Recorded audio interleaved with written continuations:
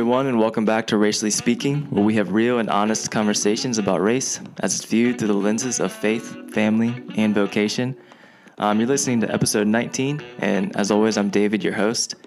Today, as always, we have a really important, special guest on the show. I'm honored to have her on. She told me she was honored to come on, but I'm really honored to have Dr. Stephanie Bradley from Radford University join me here on the show. In the midst of her busy schedule, end of the semester, we're coming up on Dr. Bradley. I'm going to let her introduce herself mostly, but she is a sociology professor at Radford University, and I have gotten to know her briefly through some book discussion groups that I've mentioned off and on throughout the podcast that we take part in, but I'm actually excited that I don't know her quite as well as maybe some previous guests, because we're just going to, on the fly, get into some deep stuff as we get to know each other. So this is really cool, really exciting. Dr. Bradley, thank you so much for being here. So first, can you introduce yourself a little bit, because your list of credentials and accolades is far too many for me to do it justice. So if you can, I know you don't like to talk about yourself, but if you can give us a little snippet of who you are. I will. Thank you. You're very kind. It is truly my honor to be here, David. And as he said, I'm going to go ahead and preempt kind of some of this. As he said, we are going to get to know each other as we go through this. And I'm somebody who inevitably after this, I'm sure there'll be countless things that I wish I would have said. So I'm going to just preemptively mention that who knows where this is going to go. And I am very excited to see kind of the product that we create together. So as he mentioned, my name is Dr. Stephanie Bradley, and I am an assistant professor currently in my 5th year at Radford University. I'm in the Department of Sociology, and this is my second career. So I was formerly a banker for over 16 years and did several things within that I'm happy to talk about. I've lived several places in the East Coast. This is the smallest town I've lived in. I do live in Radford, and that has allowed me to grow in lots of ways as I learn about the region and my students and student needs and things to that effect. But yeah, I'm excited to be here and to talk about some really important things and chew it up with you and spend some time together. Yeah, absolutely. Thank you. Yeah, I didn't realize this was your second career. Yeah. You said you were a banker before. I was. I started, I was a marketing undergrad at Clemson. Okay. And then I left there and went right into banking, into a training program that was 11 months long. Actually, at the time, they put a lot of resources into a group of 14 of us to be future leaders and such of the bank I was with at that point, which is several banks prior to what is now Bank of America, and left there and moved over to another bank where I spent most of my banking career. And the last thing I did in banking, most of the time I was managing branches and was a lender. And then the last thing I did was I was a corporate trainer. So I was like, how do I get to train people for the rest of my days? And so I went and got a PhD in sociology. Naturally. Because isn't that what people do? Right. Funny story.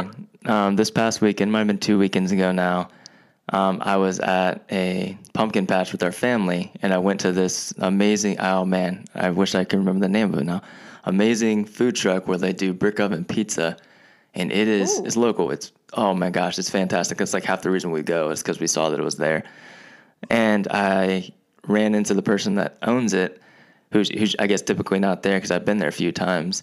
And I knew I couldn't place her. And I was like, oh my gosh, she looks so familiar. And she brought it up to me when I was paying. She's like, oh yeah, my name's so-and-so. I was actually your banker over at BB&T back in the day. I was like, oh my gosh, you are. Hi, how are you doing? Anyway, so this isn't your story is not the most surprising career switch from banking that I've heard in the last week. Right. I can believe it. I was like, this is awesome. So you're doing this now? She's like, yeah. Quit doing a pizza food truck. That's fantastic. Yeah. Oh my gosh. I wish I could remember the name. That might be the third iteration of my career path. There you go. Who knows? Man. But they have amazing pizza. I feel bad I can't remember their names.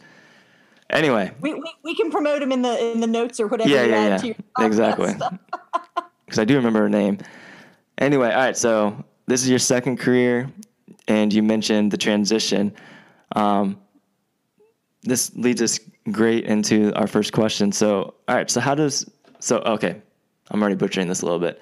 For those of you that aren't watching video, Dr. Bradley, Stephanie, you're a white woman. Yes. So I want to say that before I ask this question. So how does your identity as a white woman inform your teaching philosophies and activism? Because for people that don't know you, and again, I don't know you super well, but I do know that you are unapologetic about your activism for humanity, everybody, on this podcast specifically about racial injustices. So how does your identity inform your teaching philosophies and your activism? Yeah, thank you. I appreciate the question. So one of them, and you and I had conversations about this offline in setting this up, and so I'll say this to bring the audience into this kind of frame, is it's a little uncomfortable for me to be the person being interviewed on a podcast about, called Racially Speaking, because I am white and I don't look to center my voice in spaces. It drives me a little nuts when folks talk about like, oh, when the voiceless find their voices. Well, no, people have long had voices and others just weren't open to listen, perhaps. And so certainly don't want to center myself. I look for opportunities to center others, if you will.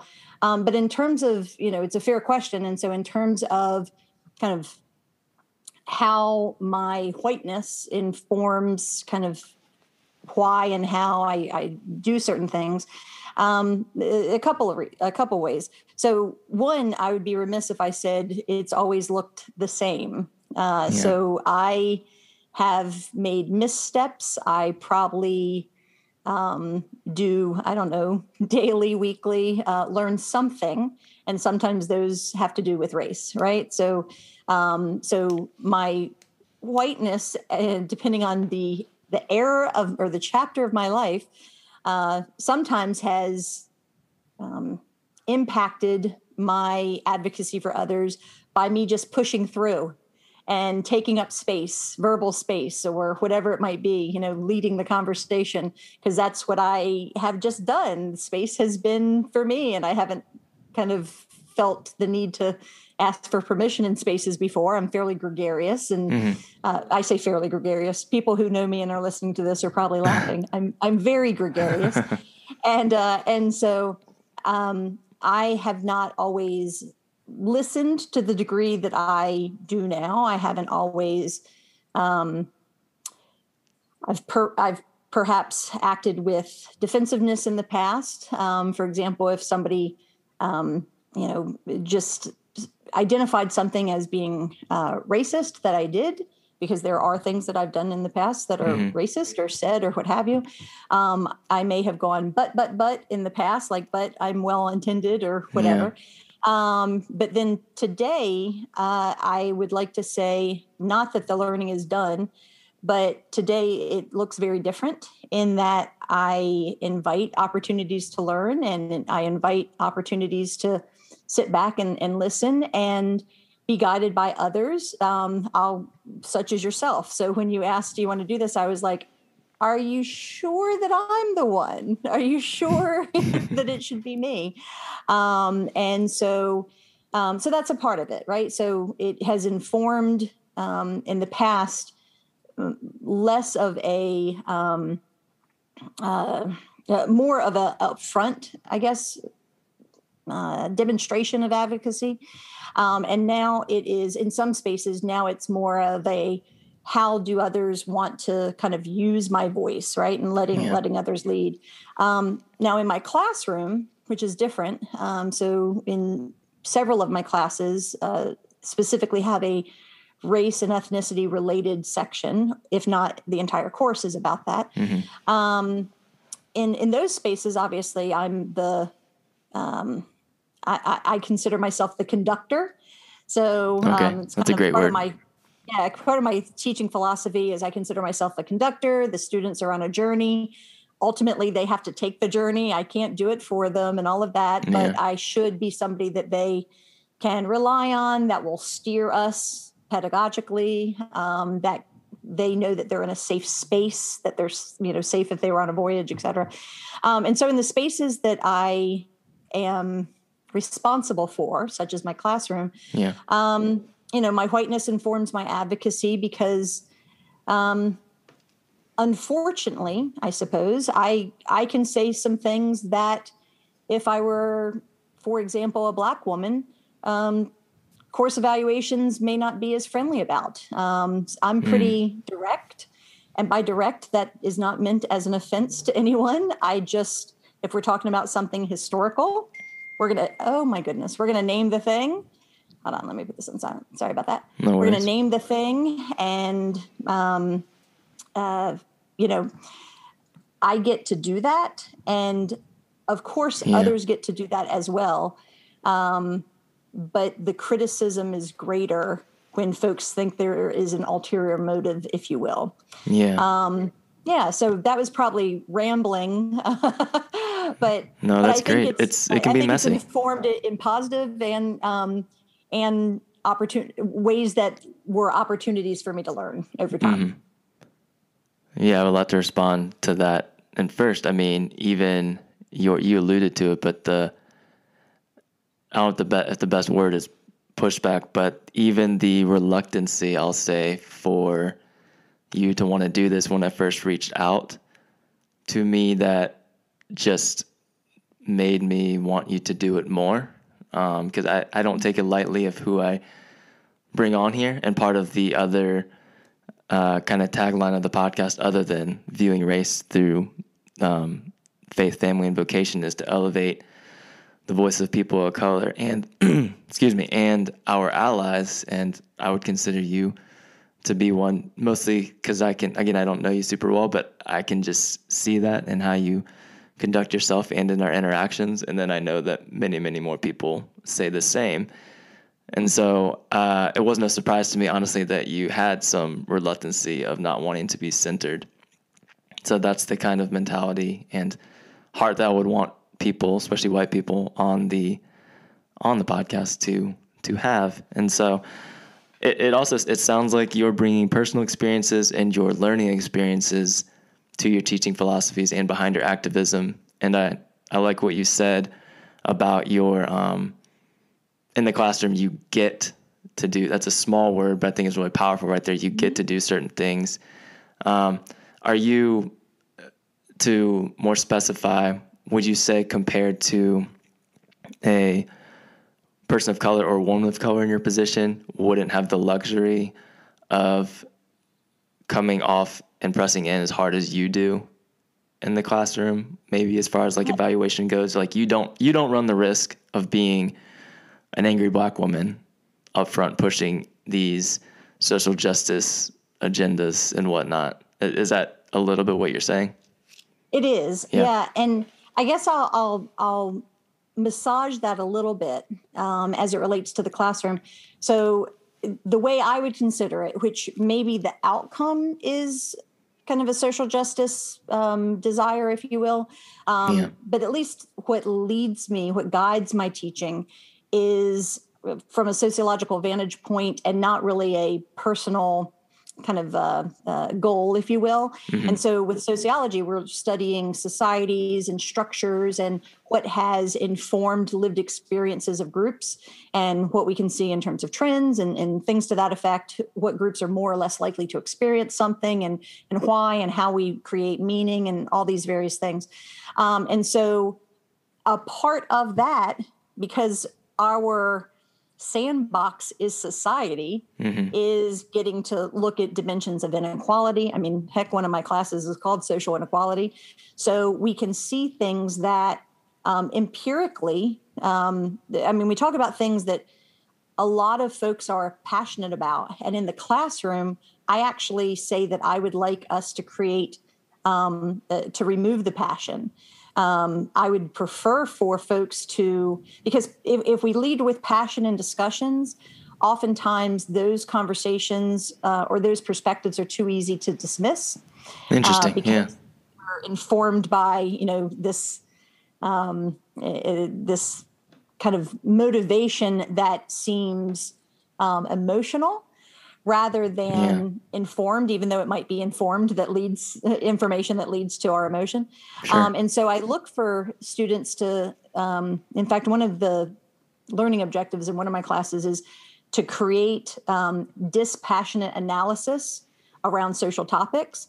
And that doesn't mean that I personally don't have passion about things or that others don't have passion about things. But I want them to be strong in their support of their positions. And so just massaging a little bit around this idea around in the classroom, and I don't think this is what you meant, but just because we only know the 15-second soundbite that somebody gets, right? Yeah. So there isn't necessarily a social justice intention. If people vote how they want to vote, but they are informed, great, participate in our democracy, right? Those kinds of things. But it's inevitable that we're talking about social justice things, social movements, and what creates a more or less just society and what exacerbates and perpetuates inequalities. I mean, those things we can talk about. And I apologize in massaging the question. I now even lost the initial prompt. No, you've done great. You've hit about a few more times during this conversation. You've hit about 50 things in just one question. So no, I think that's great. Just the importance of removing. I think it's important to remove emotion at times where you're trying to be informed, because too much emotion can work against the cause, I guess, if that makes sense, because it can be twisted or flipped on its head and just conflated to only be emotion. And this isn't based on facts or reality, but you're leaning into, well, it can be emotional, but that emotion can be, I think, more powerful once it's combined with being informed. I think the voting example was a great example of, it's not, oh man, I've spent so much time talking about that with people, not to convince them to vote a certain way, but just of like, well, look, just almost like I think things would be different if we did things in this order. And then whoever you vote for, whatever happens, but we're skipping all these steps that have to do with understanding what's going on in reality. And you're getting to the heart of critical thinking, right? Like, I mean, I ask my classes, I say, who's heard the phrase critical thinking? And everybody puts their hand up. And I said, who can give a definition, even if I don't ask you in your head, who has a definition? No one puts their hand up, right? So we use this buzzword. Right. But critical thinking is really about really understanding something before you form an opinion, before you, opine about something or what have you. And so that's kind of the goal is, or not the goal, excuse me, but that's a part of the process, is really deeply understanding something. And I think that, and again, I'm not talking about never have passion about anything, but when you're learning something, and it's kind of like removing your standpoint, being willing to learn, and certainly your standpoint's important to say, but hold on, here's how I understood it. Why do I understand it differently? I mean, that can be a very powerful question, or the answer can be very powerful. Why do I understand this thing differently than I'm now being exposed to it, in fact-based history? Why does this look different than I was taught? That can be an important question, but really deeply understanding the thing and taking ourselves out of it from time to time can deepen our understanding. So anyhow, I have another question here on the fly. So we've been in several book discussion groups. What is it like for you to engage with the content that we've discussed? So we've, and a lot of these are buzzwords now because of the very thing we're talking about, but we've discussed with some of our other colleagues, white fragility. We're doing Caste right now. What else? The new Jim Crow. I think maybe a couple others I'm forgetting. Ibram X. Kendi. How to Be Antiracist. Oh yeah, yep. Yeah, and so especially the first one, White Fragility, and even I'd say Caste, probably all of them, I guess, have all been labeled every which way. What has it been like for you as a white woman discussing something like white fragility? And I ask you that, this might not be quite as obvious to everyone listening, so I'll say a lot of people have taken that as kind of they want to label it as simply a book about white shaming, if that makes sense, and just an attack on white people versus an advocacy for people of color. So what has that been like? Or can you share a little bit about your perspective engaging with that as a white woman? Sure. So for me, and this is not a statement of being better than in terms of my approach to this work or being more informed or what have you. These discussions, though, haven't been unfamiliar because they are somewhat similar to some of the discussions we have in class.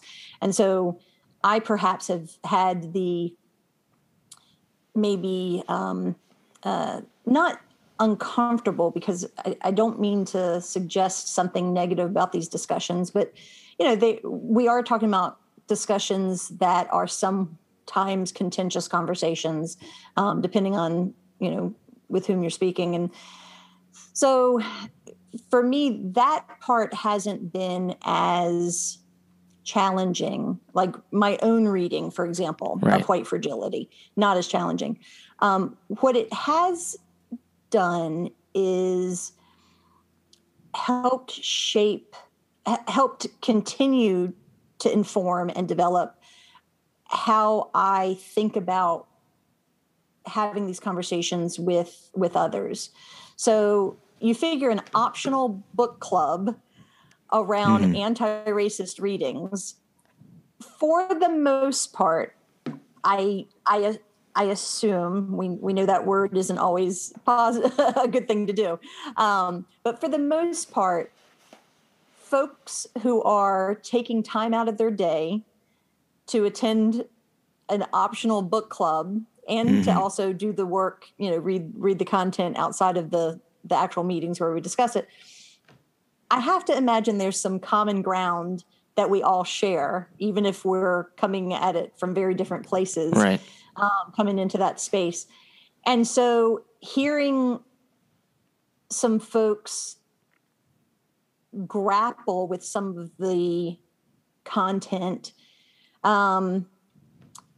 is a reminder to me that even well-intended, I suppose, folks, are not all of the same perspective or same place in this work and that kind of thing.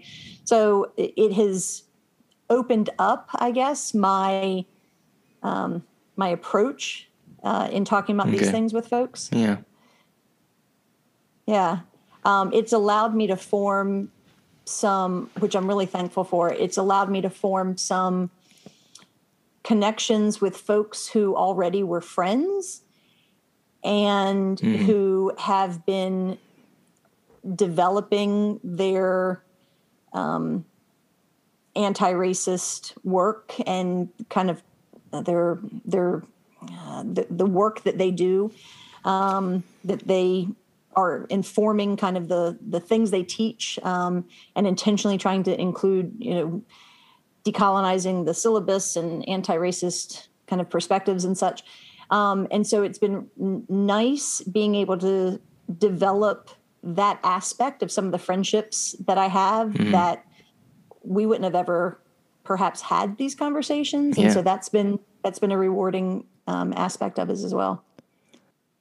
Is it ever difficult to just hear, and this isn't exclusive to the book discussions, but to hear largely critiques on culture that I think you would say you are, but others would say you benefited from, if that makes sense? because I think that's a backdrop, a lot of like a white fragility. Is it like, Right. do you struggle with white fragility as you're reading something like that? Is maybe a better way to ask it. Not today, but have I? Absolutely. Okay. I mean, that's part of my, and that's one of the things I would say to the to the listener is, if, I mean, something brought you to this podcast, right? Something positive. And what I mean by something positive, like a good intention, I would have to believe brought you here. Yeah, I hope so. And specifically, I'm thinking about white listeners. But when faced with something, if somebody talks about white privilege, or, you know, because that's another buzzword, white fragility, white privilege, Sure. what have you, you know, instead of the but, right, the initial interest in defending, or, you know, extolling your, you know, attempts to be a good person and all of these things, I guess just listening is something that would be beneficial. And I haven't always just listened. And so to your question about, am I today, you didn't use that, but I'm gonna talk about it because I have evolved. Today, do I have the knee-jerk reaction if somebody talks about a structure or a system from which I have benefited, and instead talk about the hard work I've done? Do I have that reaction anymore? I do not. Have I ever had that reaction? Yes. That's a great example. And so, you know, and so we can be hard workers, or we can be, we can have not benefited from certain dimensions of society and all of that, but still have been advantaged, or our race may not have been an obstacle. And so I invite folks to not do the but defense, right? Hold on, hear me out. Instead of that, which I have done in the past, instead of that, I now hope that I listen more and respond immediately less. Yeah, that's great. I appreciate you sharing that little thread. Yeah.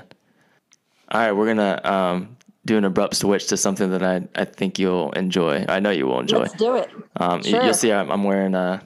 I'm wearing pot for you on my shirt. I mean, I do. Yeah.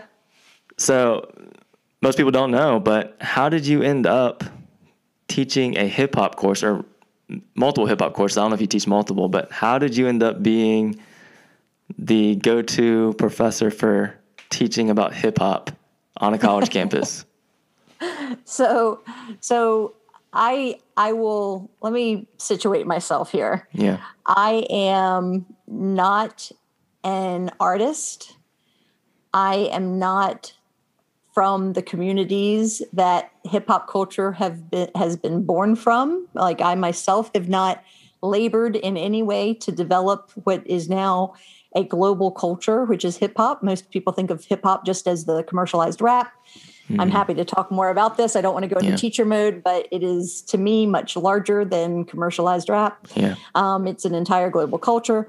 And so I pay respect to all of those who have and do contribute to the development of that community.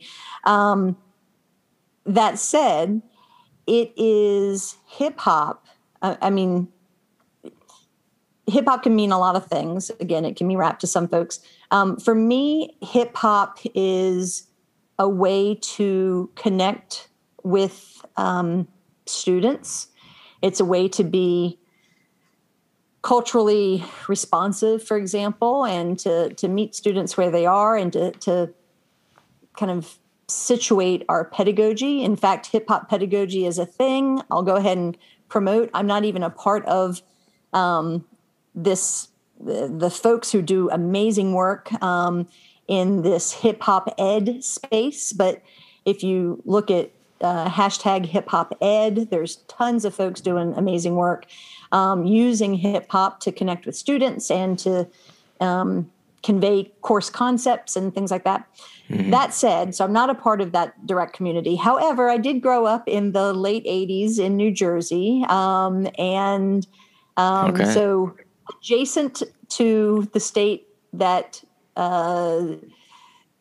essentially founded symbolically brings us hip hop. Right. So the symbolic history is, 1973, Cool Herc had a party and strung the breaks together, and eventually they put a mic on top of that. And of course we have breaking and graffiti and DJing and of course rapping. And then there are some other elements of hip hop, knowledge and fashion and beatboxing and all kinds of things. So I was kind of adjacent. I've always been kind of adjacent to the origin story. Okay. So I was state adjacent, and I was like decade adjacent. And so I grew up loving hip hop. And then when I was at Florida State, they had a hip hop course, or they still do, that is very popular and meets all the objectives one would have of class. You can convey concepts and things like that, but you can do so in a way that, again, is culturally sensitive and sustaining and things to that effect. So anyhow, so there was the opportunity. Periodically, we will have something that's a special topics course within our department if we have the capacity that semester. Okay. Sometimes we don't have the capacity, but there was last spring. It was, let's put something out there that will appeal to students, that also can move the needle on cultural sensitivity and also be very sociological. And so all the things kind of that we aim to do. And so I had the good fortune to teach that at the school in the spring. And then this summer, I also taught hip hop culture during Governor's School, which is for anyone, it's an in-residence 4-week program that is for Virginia high school students, typically seniors or juniors, who apply. And so I taught Monday through Friday for 4 weeks this to those students, which was two of the classes, so 2 full classes of it. And so those have been really awesome opportunities. I'm also was really honored recently to be invited to serve on the leadership board for Virginia Tech's hip hop studies program, which is called Digging in the Crates. And so I was just asked to be on their leadership board. And I did the same thing I did with you. I said, but I'm not anything. And they said, yeah, but you're a great advocate and you come to our things and all of that. And so congratulations. Anyhow, that's awesome. I'm really honored. Yeah. And anyhow, so that's kind of how that came to be. It's not one of our core courses, and we have to have the capacity to be able to do it. And so I was gonna say, is your hope that it would one day not be just a special topics course, but maybe even something that's required? Should we have the capacity to do that? I think that would, if we think about student persistence in school, and we think of retention, but we also think of, again, meeting students where they are and deepening understanding. And there's more ways to do that than the Eurocentric model of teaching that we've kind of relied on historically and all of that. I would love if it was a part of our regular curriculum. However, we do have a lot of really great initiatives right now going on with minors and other classes that we're developing. So we'll see. Personally, I would love for that to be the case, but we'll see if that comes to fruition. Gotcha. Yeah, fingers are crossed. That'll be really exciting. Yeah, it's great because I try to decenter myself. I mean, I can tell like the origin story and things to that effect, but it's best when I can bring those who have labored into the space to convey that. And to be clear, side note, for those to be paid opportunities, so we're not further exploiting labor and not paying and asking for them just to, just because you've done this, come and guest speak. I do look to, compensate that.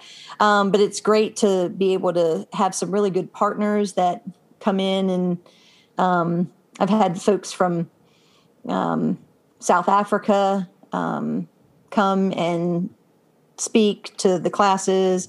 So that's Emil YX question mark, previously with Black Noise. And then I have Manny Faces, who also actually is a podcaster, Hip Hop Can Save America. So he spoke to the class. Tasha Iglesias, who has done amazing work, runs an organization around hip hop and education, holds a global conference. So like having these voices come into the space is really, I just think of I'm just really honored to have these opportunities. And anyhow, I would love for it to persist. We'll see. Absolutely. Yeah, congratulations. Those are great connections, and to be part of that leadership board.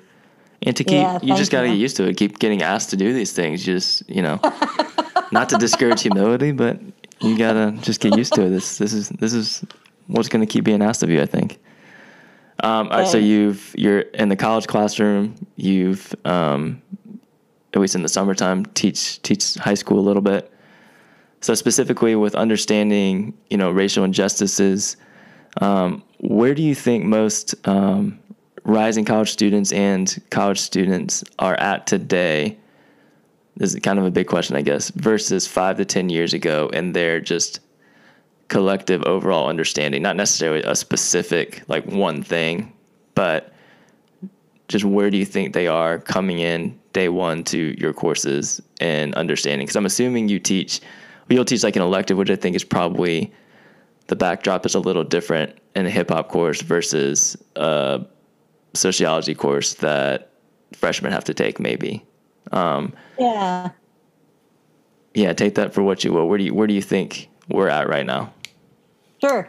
So I don't know that I can do the, like, where are we from, like, the 5-year mark or from the 10-year mark and that kind of thing. Mm-hmm.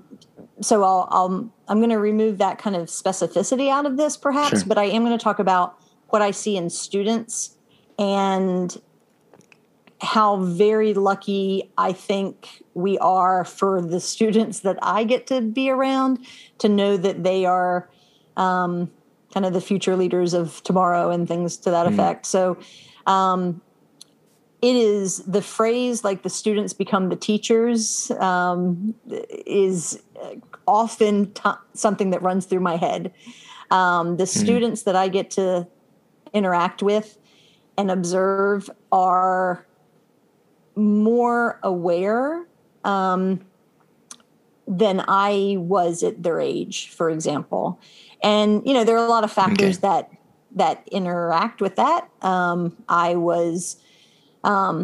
always seen social life and had what we call a sociological imagination, which is the ability to move beyond just the individual explanation for everything and think more about public issues and kind of structures and things to that effect. I've always had that. I didn't know it was called sociological imagination. But I've kind of had that perception, I suppose, from a younger age. But I wasn't as aware of dimensions of inequality, including race and ethnic inequalities. I wasn't aware of the history and the context that informs where we are today, and why certain things are an issue, right? And not an issue. Why certain things get a spotlight on them. Some folks say, let's just not talk about X, this thing. Just talking about it's going to continue to lead to issues or whatever. I now understand that it's not an offense to talk about X because X does exist, and so we need to talk about it if we're going to address it. But I haven't always understood that, and I might have previously even thought, why do we keep talking about that thing? What have you? And so the students today are incredibly thoughtful, and if we would just get out of their way, and again, I'm not talking about every student, I certainly Sure. get the occasional comment around my a recent actually course evaluation was that my class made them feel very bad or feel very badly. And after class, they would just leave and ask their mom, am I part of the problem? And this was a white, they disclosed in their evaluation that they were a white student. And I actually consider that a win that they were thinking about these Yeah. things outside of class. But gosh, I wish that we could have talked about it. Right. Because it was not around like that individual student being a part of any problem. So anyhow, Right. But so not every student, of course, but the students that I get to, that I have the privilege to work with are really, they are able to have topics that adults often keep at arm's length Yeah. and don't engage in. I'll give you two examples if it's okay. Yes. So I have a race and ethnicity course right now, and I said kind of an unwritten goal of mine is that our course discussions, when they work in small groups and talk about topics that I kind of put out there, a goal of mine is that they are what is the template of what I wish all America could do, or the United States. I wish that we could kind of stop talking past each other and talk about things. And so regardless, I don't have students that are all the same in that class, but they are able to talk about topics, all related to race and ethnicity, that a lot of folks would shun because it would be too scary or too heavy or whatever. And so I really, I wish everybody could see this class of students and their ability to just talk about things without defensiveness and what have you. So that's one of the things. I'll give you another example, and it does not relate to race specifically, but it was just a beautiful interaction that I observed this summer. A student was introducing themselves and said that they would, this relates to gender, but it was a beautiful interaction that to them wasn't a big deal. And to me was, I wish we could just all do this. And it was that a student introduced themselves to a class as using the pronouns. I believe they used the pronouns he or they. Okay. And so one of the other students said, hold on, before we move to the next introduction, you said he or they. Well, that's two options. What do you prefer?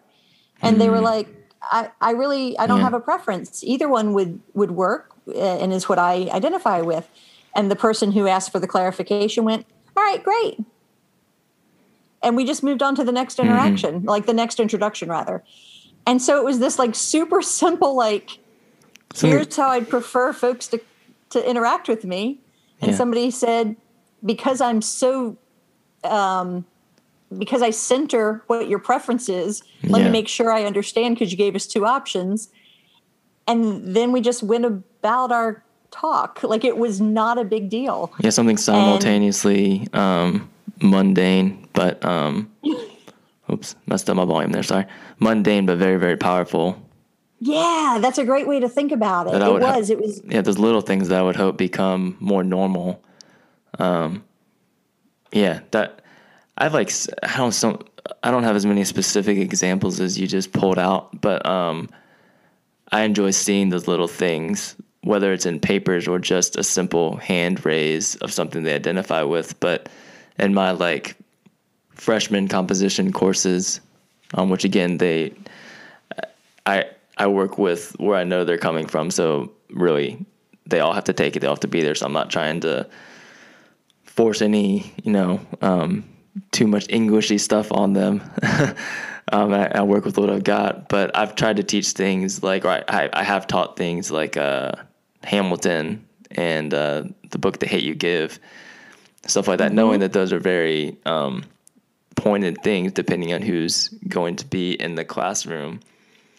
But I count it very much as a win when I read through papers or somebody stays after class to tell me, oh, I never thought about this, especially if it's, one thing, if it means something different if it's a white person, but then also for the people of color and students of color in the room that are like, I never understood, this backdrop of my identity and stuff. So it's nothing I did. It's just putting certain things in front of them. And what sticks out to me is how those little things can be super powerful, because they're like, oh, I didn't expect to, I just wanted to get through this lame English class and then move on to my major. But they doing something abnormal. That's why I asked, like, how powerful would that be if, a hip hop culture class was as normal as reading, I don't know, the Great Gatsby or something, like, so powerful.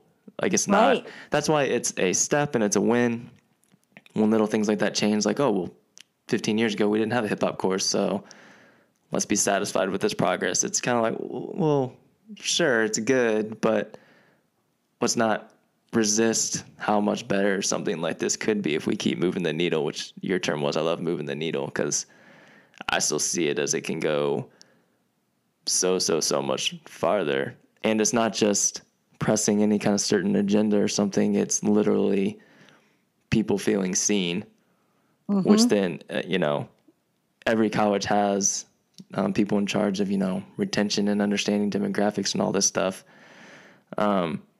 When I think a lot of times, I'm not going to tell people how to do their jobs or anything on here. Don't want to get in trouble. But it's just so interconnected, and we make it so much more complicated sometimes, I think, on what would keep people coming back or coming in the first place. And it's when they can see little things like, oh, I can learn about myself or other cultures in a X, Y, and Z class. I think it's maybe a little more obvious in an English or sociology class, but making these little things the norm. And you even touched on, we don't have to go down this road too much, but like, I guess, censorship. So with continued censorship of something like anything under the umbrella of critical race theory or something, listeners, no, we don't even have to understand exactly what all of that means. We don't have time to unpack all of that. But when we're censoring history and stories like this in the schools, I unapologetically will, advocate for that to stop and not happen. But the silver lining you kind of mentioned is, and it kind of reminded me when you mentioned your evaluation from that student, is all this pushback does mean that there's probably some progress happening. It's not encouraging to move backward, but, there wouldn't be so much pushback if there wasn't some progress happening, I think. And to me, I would think that progress is seen in what you're saying, the students that you're seeing in your classroom every day, that they're just, like you said, farther along than you were at that age. Certainly I was as well. And that's encouraging. Even if we are making it harder for them at the same time, but it's encouraging that they're, I think, much more resilient in how they're forming those activistic mentalities, or just, I don't know, wanting to learn about others and other cultures is encouraging to me, for sure. Yeah. Now, I think there's opportunity in so many dimensions of what you just said, not opportunity to impact to modify what you just said, but you just touched on areas of opportunity. So, being able to see yourself in curriculum, that can be as easy as, I don't mean to be flippant when I say as easy as, but it can be using books or writings that are from a racially diverse audience or ethnically diverse audience. Yeah. And then perhaps, when you're talking about that thing, having the picture of the author as the backdrop on your PowerPoint slide, just to be the backdrop for your discussion, so they can, see diverse authors or what have you. That can even extend to, that's not just English or sociology, like you just mentioned. The textbooks that are written in a math class or those types of things, or identifying who has, not always been the celebrated scholar in the field, but those voices who have perhaps not always been elevated. So in sociology, for example, like W.E.B. Du Bois hasn't always been elevated as the amazing scholar that he was. And now there's more focus on his works, thank goodness. But for the longest time, there was not mention of him as one of the, critical or important voices early in our sociological or the development of our discipline. But it's for students, but it's also for faculty members. I mean, we have such a white faculty. It's making sure that spaces are safe and supportive and all of that for faculty members and staff members and, housekeeping and, all of those levels. So we've got opportunities, I think. And I think you're right to think that the pushback that, quite frankly, yes, we don't have perhaps time to go down the critical race theory long discussion, but I'm frightened by some of the proposals that are in the state legislature around censoring of what is literally just history, just truthful history. You posted that. But I'm a little worried about that, and the support that the take up that many people have had who can't even themselves perhaps define what critical race theory is. Yeah, I was going to say, we mentioned not being over emotional or just looking at a meme, but I think it wasn't yours, but you reposted it. And I was like, I mean, that's just true. I think the Ruby Bridges one, and it was somebody posted and said, wait, let me get this straight. These people, however long ago, didn't want black children in to go to school with black children or their peers, and now they don't want their kids to learn that we tried to prevent that. And I was like, I mean, where's the lie? I mean, that's not emotion. That's what you're saying. That's remove emotion facts. Or don't. That's facts. And I think that if more people understood the simplicity of just something like that more people, again, maybe it takes removing emotion sometimes, but would just be like, oh, that is what maybe I am doing by not wanting these books or theories being taught. Just the hypocrisy in it, which can be another buzzword, but I don't know a better word. And that's what is happening. In that removing emotion, along those same lines, I'll say that I wish that we could remove emotion. And again, I'm not saying folks shouldn't ever have passion about any of these topics. Yeah. I'm absolutely not saying that. But in terms of to be able to talk about or communicate about important issues, I wish we could remove emotion around things such as, for example, identifying something as racist. There's so many folks that, white individuals, particularly, who that label is, or that framing is so something that one would not want to be associated with. Mm-hmm. And so it creates an obstacle to even think about what things may be racist, which is the demonstration of a preference for one racial group over another. And so that can be in really mundane, I guess, things, such as I know one of your former guests was talking about Band-Aids, right? And so, the production of Band-Aids has historically been racist because nude was more aligned with my color, right? And those types of things. That was the preference of thinking that skin was this color. So it's not that the founders of Band-Aids were bad people. It was just a racist thing. And so I wish that we could have conversations that were, that removed that defensiveness and allowed us just to to talk and to Fragility, communicate yeah. about structures. Yeah. Yeah, there's an essay that Nicole Chung, she's the author, I don't know if you ever heard about it, author of All You Can Ever Know. She's a transracial adoptee from South Korea, which I also am. Fantastic book about her journey, and she thought that this is what is expected of every adoptee, but all the way up to tracking down her birth family, and she has a sibling that she's not very close to. But her whole story was very, very personal for me to read about. But she wrote an essay, or she's written a lot of different things.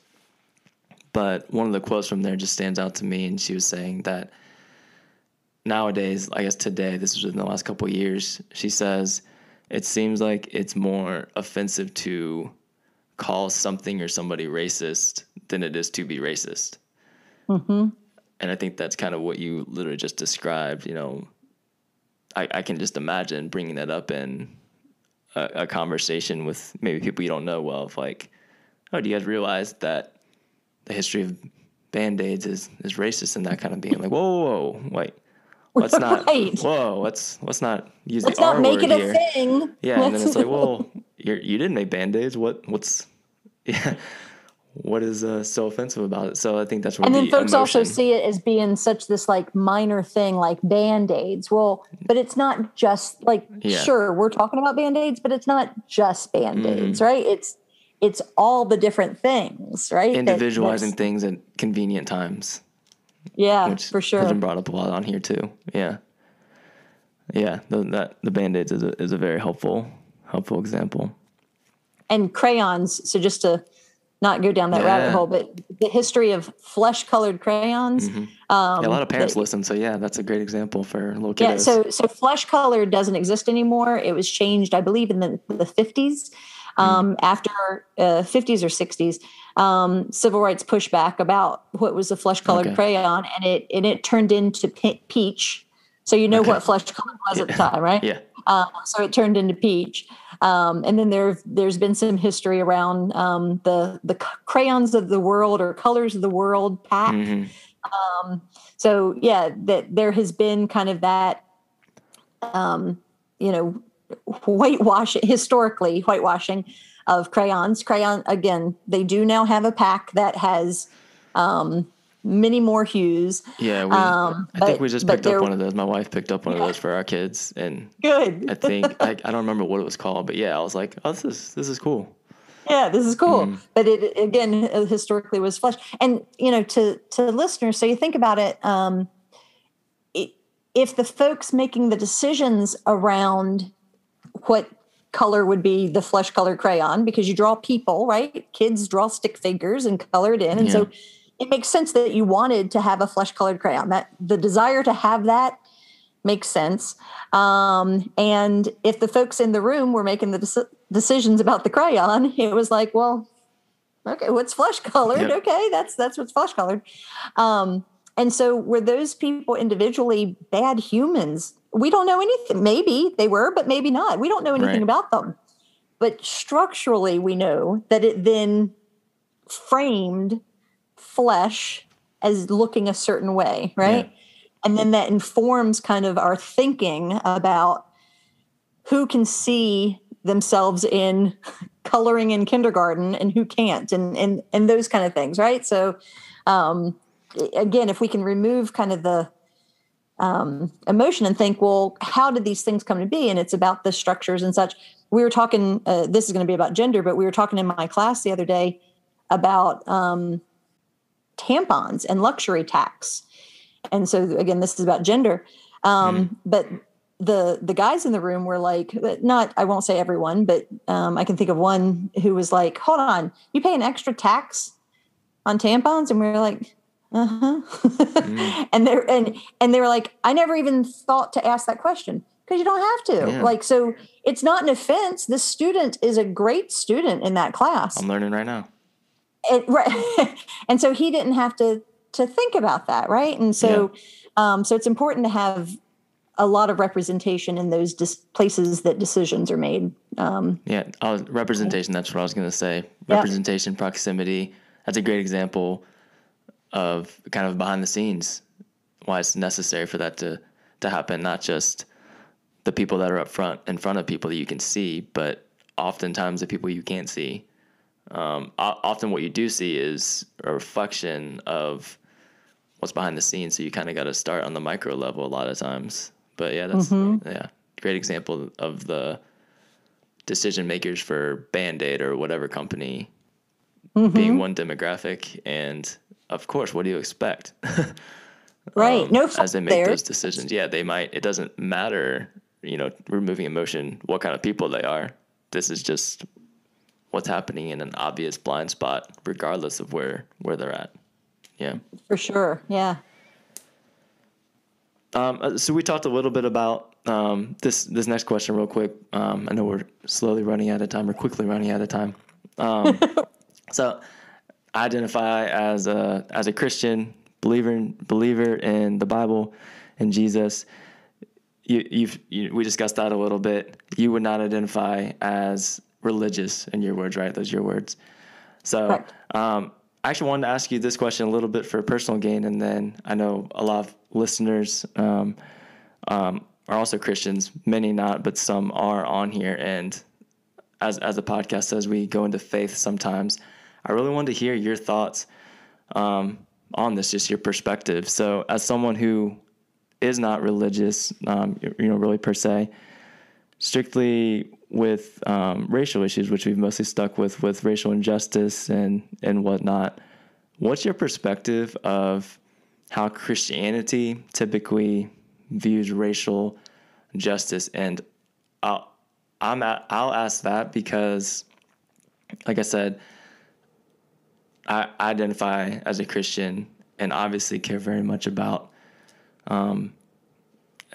this space. I don't know if that's the right term. It sounds like entertainment or something, but this space, sure, for these conversations. But I will be one of the first to admit that we as Christians, I say we, don't do this well collectively. And I think that the divide between advocating for people of color and engaging with these kind of conversations is chasmic, more chasmic and more or larger than many other people groups. Almost all of them. I won't speak for all of them, but in my head, and I think it's tied to so many things. History, we can throw politics at times, white nationalism, all these different things, which we don't have time to unpack. I'm not putting you on the spot to unpack all of these layers, although I know you could. But just what is your outside perspective on this? You might have lost my question because I, again, was too wordy. I've got you. Okay. I've got it. Go for it. I appreciate you. So thinking about how Christians typically view racial injustice and all of that. So similar to what I've done before, I definitely want to acknowledge my standpoint, and it is that I respect folks' religious perspectives, and certainly kind of honor folks' beliefs and all of that. I myself am not religious. I wasn't raised religious, and I just haven't found my way to it, if you will. And so, yeah, I wouldn't call myself religious in any way. But again, respect certainly those who are. So I don't know that my thoughts are important, but I'm going to answer the question. I don't think you can blame me. Okay, I'll blame you. No, I won't blame you, but you just asked the question. Yeah. I don't think that thinking about Christians as people is a little, maybe not where I want to take my answer, but thinking maybe of Christianity and as like a institution, if you will, almost. So religion is a social institution and Christianity being one of those. Okay. So thinking about kind of the rules and the norms and the expectations and all that stuff that are a part of religion. So though I'm not very knowledgeable about the Bible and its teachings and all of that, it has always been curious to me why there are so many pictures of Jesus that look more like me than more like someone coming from the region that Jesus is from in the story, right? In fact, I did my freshman year of college, I did a humanities project, and it was this is not necessarily good pedagogy, but we had one project and we did it at the end of the semester and that was our grade. So like you had no idea how you were doing, or it was an honors class and whatever. But I did, what did I say? I called it Jesus Was Not a White Man. Okay. And so it wasn't like a religious based thing. It was more about like region and that type of thing. But again, even though I didn't think about sociology at the time, I thought a little bit about structure and whatever. And so it does seem, if there are so many white presenting Jesus figures across the U.S. or wherever, perhaps across more spaces than that, I think it's hard to, I think that's kind of the start of the whitewashing of some of the story, if you will. I was just watching last night I think it was on CBSN. So the CBS, but like the cable channel of it, where they have like a lot of documentaries and stuff. And it was around gun advocates, I think. Anyhow, they wound up, I promise this is going to relate to race.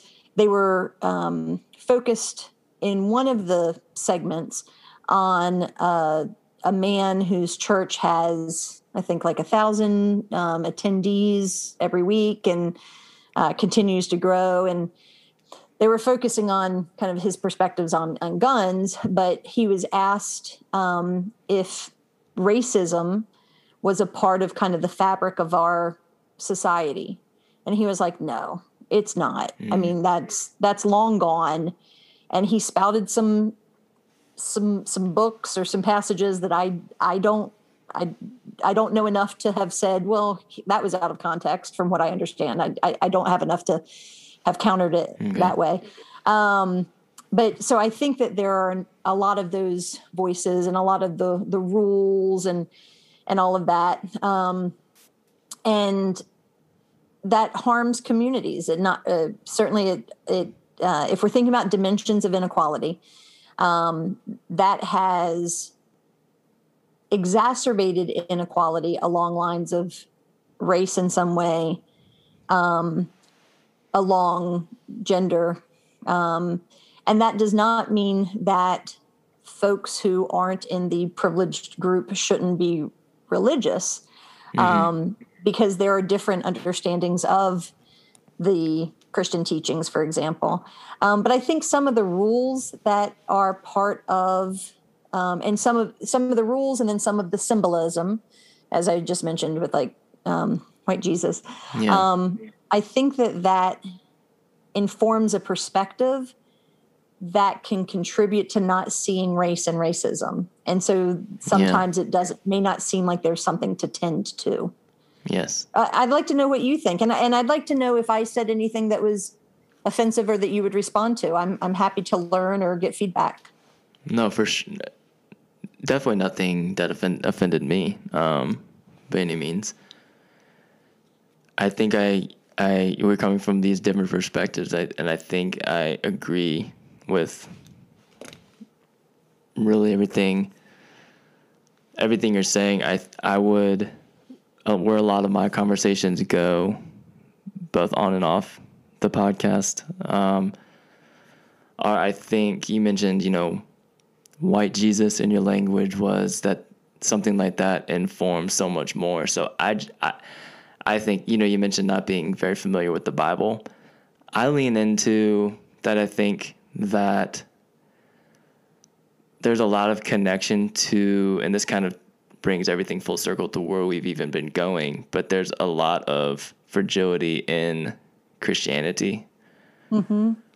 And this isn't to pick on white people, but that fragility stems a lot from white nationalism, which is tied to Christianity, which is tied to white slaveholders. And that's why I would tie it into history. And I just, it's not a shaming thing. I just give all the pushback in the world to just needing to talk about it. And a lot of where my faith is grounded in, grounded in Jesus as a Christian. But as far as people go, is the Black church and the faith of slaves and from slave narratives and spirituals and stuff, because in human terms, they would have some, an entire people group going through slavery in the name of the Bible and Christianity would have all the world. Like, I cannot, as a human being, judge where someone's at in general, but especially there, like I would have nothing to say to someone that would not trust Christianity after experiencing something like that. And I think that so I emulate the faith of slaves and, the Black community essentially, because it's like, man, if they can parse through stuff that's hard to wrestle with in the Bible, because, for most Christians, there's stuff in the Bible that's just, I know some might, but I don't just take the Bible and say to myself that everything is easy to understand or accept. Like, it's learning as well. But to know that, an entire people group, or especially someone who is enslaved in the name of this Christianity thing, to have the fortitude to parse through that and still have faith in that religion and that Jesus, that, person that is in the Bible, and being able to, while being deprived of their education, while slaveholders are removing parts of scripture out of it so that they don't read about it, while they're literally not allowing them to read or congregate, to still hold on to faith, to that same faith, is just incredible to me. One, we don't talk about that enough today in church, but to me, that's just where a lot of my foundation rests in. And so and to bring it around, I just think we need to talk about it. And I think I might have said this before we started recording. I think that there just needs to be far more humility and repentance away from that. And it's not about shame, and shame isn't the message of the Bible, in my opinion, even though it's been used that way. It's not about hating others. And if you read in the Gospels, which is the first 4 books of the New Testament, that's not Jesus's character, regardless of what you think about him. But it's been used to very much portray Christianity as that. And I just try and lean into kind of what we talked about at the beginning of what I think is actually true and being said, and not trying to convince people to believe in what I believe in or something, or to talk about things I want to talk about, but to just at times remove emotion from it and be like, yeah, I understand how this is taught was wrong or is wrong. Maybe I think something's wrong, but let's look at it. Like, let's just read through it. And whether it's people that are taking something out of context, and especially to people that are unwilling to engage with this kind of stuff, I'm like, again, like you said, it's everyone's prerogative to do what they want, talk about what they want, but let's not, conflate that to mean that you've done the work needed to have this strong of an opinion about it. I don't know if that, made sense. Yeah. So to be clear, like with even something like the white Jesus thing, I don't have any problem talking about how inaccurate something like that is, but it's, can we also unpack why that is? It's not just a funny little kitschy, funny thing. It's like, it's life, and it's literally stems from something that's life and death for people. Anyway, Man, I didn't expect you to make me take us to church right there, but sorry. yeah, no, I appreciate you engaging with these topics. It's extremely helpful for myself, and I know people listening. I want to honor your time, but I have to ask you this last question. Sure. We talked about hip hop. We talked about so much here. So, I'm assuming you have a top 5 in your arsenal, but who are your go-to top 5? There's a long list of questions here. I didn't know that was going to be the one that we were going to go out to. Yeah. Who? Yeah, I like to end on like a little lighter note because we go deep on here. Who are your top 5 rappers? You got a top 5? So, I feel like I've walked a line and not been not taken a strong position on several things, but I'm going to do what I did before and say I'm hesitant to say a top 5 because I think it's contextually important to identify kind of where my list comes from. So when I was in grad school, I was having a conversation with a friend of mine and a professor, and we were talking about rap. And I said, I knew arguably as much, maybe more than the other two, up until we got to like 92. And then my knowledge kind of stopped. And my friends were like, and the professor were like, whoa, why'd your knowledge stop? And I went to work and stopped listening to the radio. Yeah. And so like my top 5 is very US. And I think a lot of times, a thing about a sociologist, I should say, is we can't ever turn it off. And so I criticize sometimes when people are like, what's your top 5? And they don't say, and they don't add like in the US or among male rappers or something like it needs to be contextualized because guess what?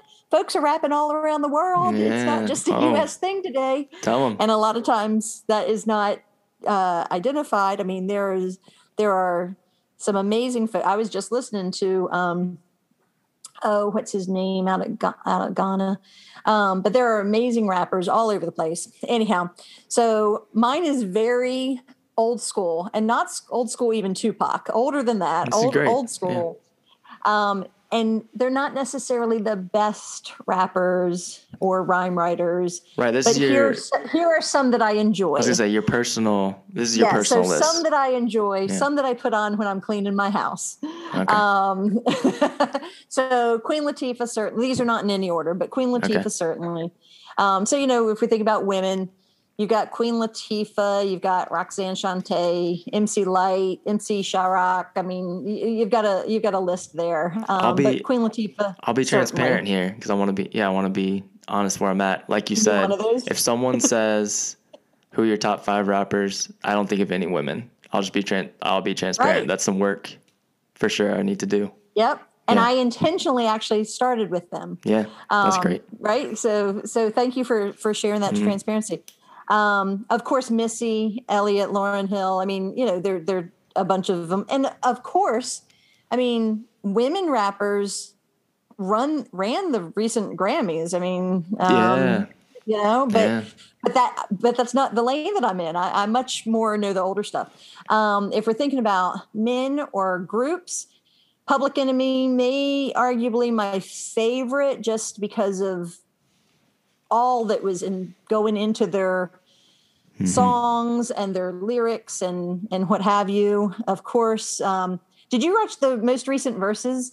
And it was KRS-One. I did. It was so. I've watched a few of those. I haven't. There's been some really good ones out that I just haven't watched. This was amazing. It was the first one I've watched, and I think it might be the last because I don't want to. It can't get better.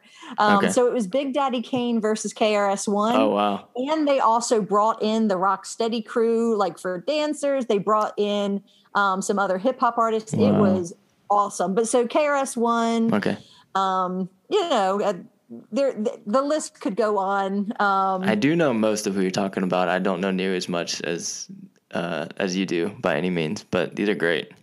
I think there's some also, gosh, I really wish, so a little, I say a little known artist, if you only listen to commercial stuff, but so Sister Soldier back in the day, she basically was not running out of town, but silenced and not played commercially and such. I would have liked to have seen where her career would have taken her, because she had so much kind of stuff that we're talking about today, so much stuff to say.